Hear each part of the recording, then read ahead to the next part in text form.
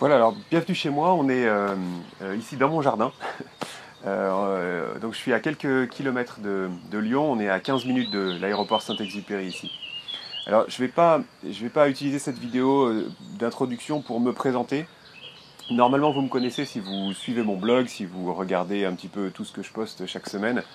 Donc l'idée là c'est plutôt de vous présenter la formation qui suit, même pas vraiment vous la présenter, mais plutôt vous donner 5 clés pour en tirer un maximum de profit. Pour que cette formation ne soit pas juste voilà, quelques fichiers que je vous ai envoyés et qui restent finalement peu de choses pour vous, mais vraiment que vous en tiriez tout ce que vous pouvez en tirer pour vous, pour grandir, pour progresser. Alors, le premier point, c'est que tout ce que j'ai mis dans cette formation, c'est des choses que j'ai mis 15 ans à apprendre et probablement autant à mettre en pratique. Donc l'idée, c'est pas dans cette formation de vous donner tout ce que j'ai pu consulter et tout ce que j'ai pu apprendre, vous faire des copier-coller de pages de bouquins ou de conférences que j'ai suivies ou de formations que moi-même j'ai reçues. C'est plutôt de vous faire un condensé, quelque chose de synthétique et quelque chose de concret et d'utilisable en fait. Je cherche que des choses à mettre facilement en pratique, évidemment liées aux principes bibliques et liées à ce que je crois, à ce que vous croyez, j'espère pour vous. Euh, mais en attendant, c'est surtout des choses que je veux synthétiques et utilisables et pratiques. Le deuxième point, c'est que j'ai pas de solution miracle pour vous. Si vous êtes venu chercher ça, les miracles, c'est lui qui les fait. Moi, j'ai pas de solution miracle. Donc cette formation, c'est pas une méthode miraculeuse qui va faire que tout va réussir pour vous. C'est plutôt un atelier pour vous permettre de travailler, être main dans la main et travailler avec vous pour que vous puissiez travailler sur vous-même, pour que vous puissiez écouter aussi ce que Dieu vous inspire et ce que vous pouvez comprendre de cette formation, mettre en pratique aujourd'hui. Il y a peut-être des choses qui vont trop loin, il y a peut-être des choses qui vont vous paraître faciles, mais il y a beaucoup de choses et vous allez voir que vous allez trouver quelque chose pour vous, j'espère, dans cette formation. Sachez aussi que Dieu ne veut pas simplement que vous changiez votre comportement. Ce qu'il veut, c'est votre cœur. C'est comment toucher votre cœur et comment changer votre cœur. Et ça, il n'y a que lui qui peut le faire, malheureusement, c'est pas moi non plus. Mais ayez ça en tête, c'est pas uniquement d'avoir les apparences d'un bon comportement qui va vous apporter quelque chose, c'est vraiment changer votre cœur et laisser Dieu transformer votre cœur.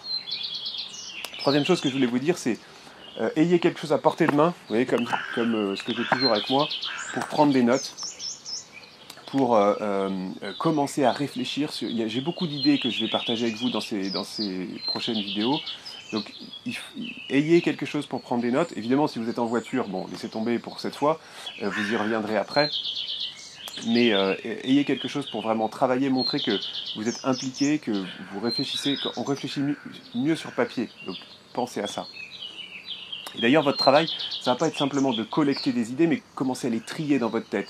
Vous allez vous dire, est-ce que ça peut s'appliquer pour moi? Est-ce que ça, c'est intéressant? Tiens, je vais tester ça en premier, puis ça en deuxième, puis ça en troisième, et puis ça, je vais le faire mardi, et puis ça, je vais le faire la semaine prochaine. Commencez tout de suite à faire ce travail-là. La différence, ça va être comment vous allez appliquer ces choses-là dans votre vie. J'ai un quatrième point, c'est, s'il vous plaît, argumentez plus tard sur ce que je vais vous dire et ce que je vais essayer de vous transmettre. Donnez-vous une chance d'écouter et de tester les choses. Soyez pas, je ne sais pas si vous vous rappelez de l'histoire de Naaman. Naaman qui était lépreux et qui, lépreux à l'époque, ça voulait dire mourir dans d'atroces souffrances dans un délai pas très très long. Et enfin dans un délai pas très long. Et il était désespéré, il cherchait une façon de guérir et il savait que, il avait compris que ça pourrait être fait que par un miracle et il pensait que peut-être quelqu'un, un prophète, allait pouvoir faire ça pour lui. Et il fait un long voyage, il cherche, et il va, il demande, il trouve la personne. Et là on lui dit, trempe-toi 3 fois dans le Jourdain. Et là il est en colère, il est furieux parce qu'il a fait tout ce trajet, il a fait toutes ces étapes, il a passé toutes ces épreuves juste pour qu'on lui dise trempe-toi dans le Jourdain. Donc il dit mais j'aurais pu faire ça chez moi, j'avais des fleuves chez moi, je pouvais très bien le faire. Pourquoi vous êtes moqué de moi? Et il commence à s'en aller. Et c'est ses conseillers qui lui disent mais attends, avec tout ce que tu as fait, fais au moins ça, essaye, ça dure pas longtemps. Tu te trempes 3 fois dans le Jourdain, puis voilà, tu verras bien. Et il se dit finalement ça c'est sage et il le fait. Il le fait en croyant que c'est possible. Enfin, je pense qu'il devait vraiment le croire. Et qu'est-ce qui se passe? Ça a été un miracle pour lui, il a été guéri.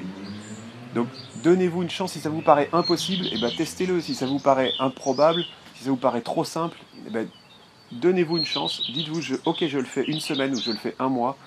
Donnez-vous un délai et puis tenez ce délai-là. Et vous verrez.